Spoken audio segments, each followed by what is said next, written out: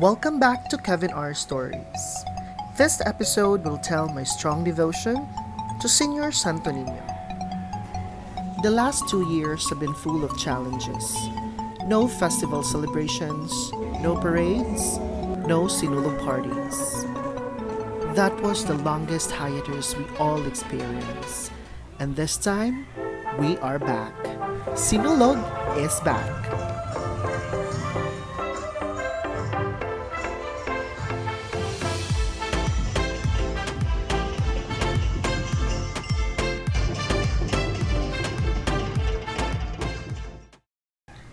Unfortunately, I wasn't able to go to Cebu Sinulog celebration in SRP, which is why I felt the need to go to Carmen, so I don't miss the epic comeback of Sinulog Festival. By far, this one is my farthest ride going north of Cebu. I need to take the risk riding the motorcycle going to Carmen so we can be there in time.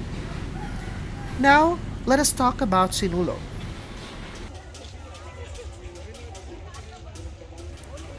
Just an FYI, Sinulog Festival in Cebu is an annual religious and at the same time a cultural festival. And besides the religious part of the celebration, Sinulog is also well known for its street parties before the day of the celebration and after the festival showdown. And we made sure that we would be able to experience that in Carmen.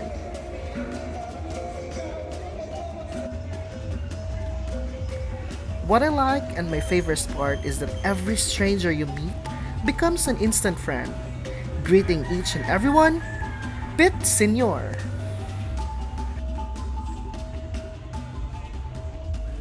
Let us then witness some of the contingents who perform in Sinulog 2023.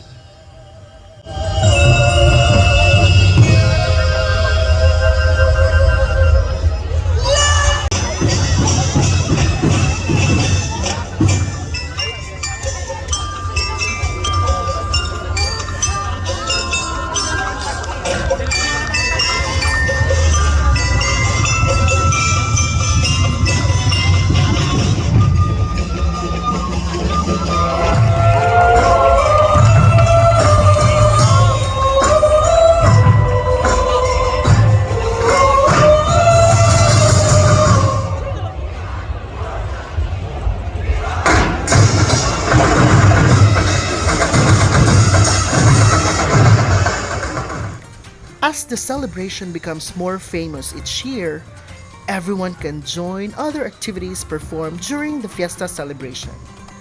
Fireworks display, concerts, festival shows, and street fairs. We are indeed the happiest people in the planet, and which is why we were recognized as the city of culture. It is more fun in Cebu, it is more fun in Sinulog. Hello! Hello, the universe. Hello, the Carmen! I love you! Good morning. And as long as we are still celebrating the Sinulog Festival with vibrance, we would be able to witness the beauty of our culture every year. Indeed, Sinulog Festival remains our country's proudest religious celebration and attraction. Pit Senor sa Kevin R. Stories kini. Pit Senor. Always remember to live your life to the fullest and create your own stories.